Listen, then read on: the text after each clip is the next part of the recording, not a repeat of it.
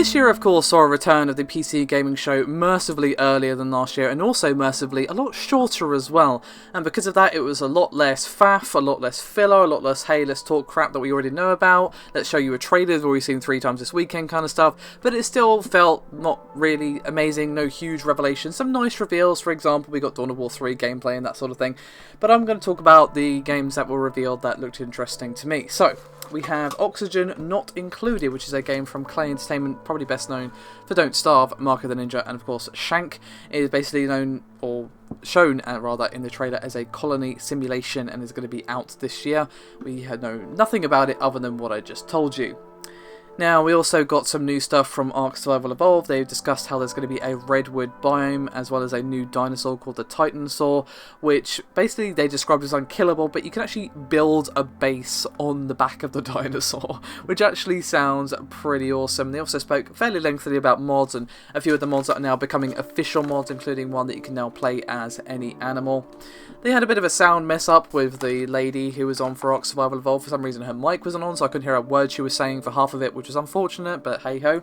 What we did get a reveal of was something really, really weird called Giant Cop, which pretty much what it says on the tin. You are a giant cop, a VR game that puts you in the shoes of a giant-sized policeman who gets to stomp around a city and putting criminals in their place. We also got some cool stuff from Mountain Blade 2.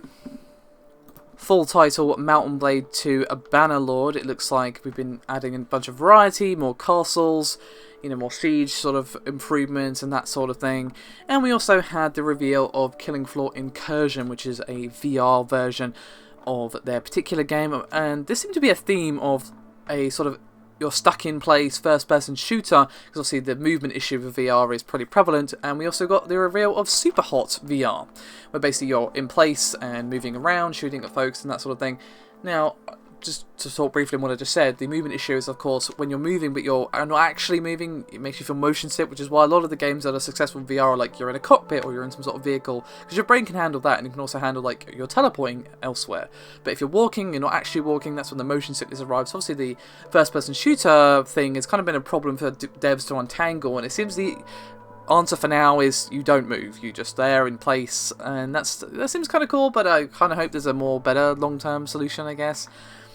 We also had the reveal of Tyranny, rather. Sorry, I almost said Trinity, that doesn't make any sense. Tyranny from Obsidian. It's a new RPG, and we don't really know much about it other than it's sort of like good versus evil, but in this case, evil has already won and you fought in its army, and now your job is to rebuild society after the war has already ended with evil having won. However, that thunder was stolen a little bit by the next game, which was from Bloober Team, the guys who did the pretty decent Layers of Fear.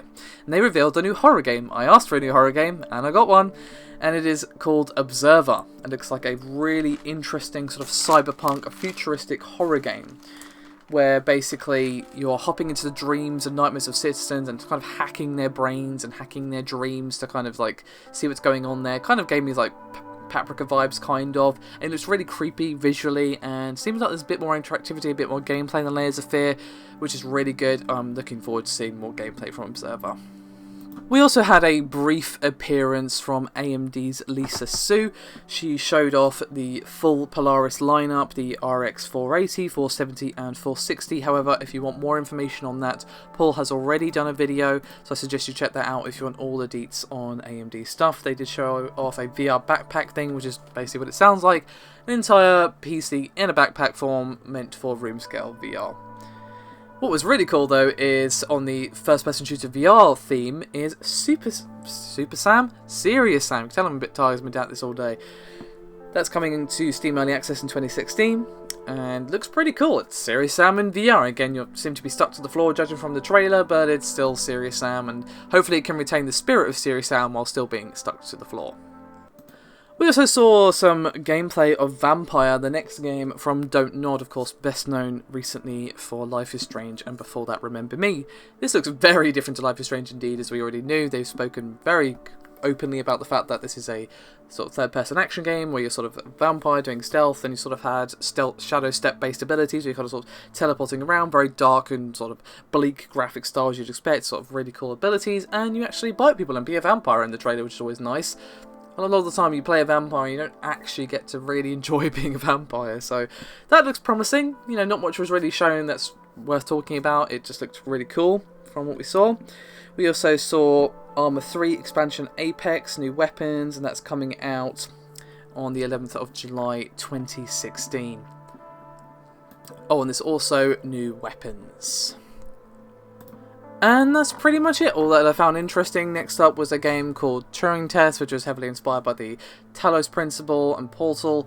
And it looks cool, you know, sort of another puzzle game. Looks graphically pretty, but not really my thing. And we also had Dual Universe, which seems to be sort of very much trying to beat No Man's Sky to the punch, and will be releasing in early access. So some of the better gems from the PC Gaming Show. Again, like last year, nothing of any real substance, but at least it didn't drone on for almost 3 hours this time. I still think the 100-minute running time is too long.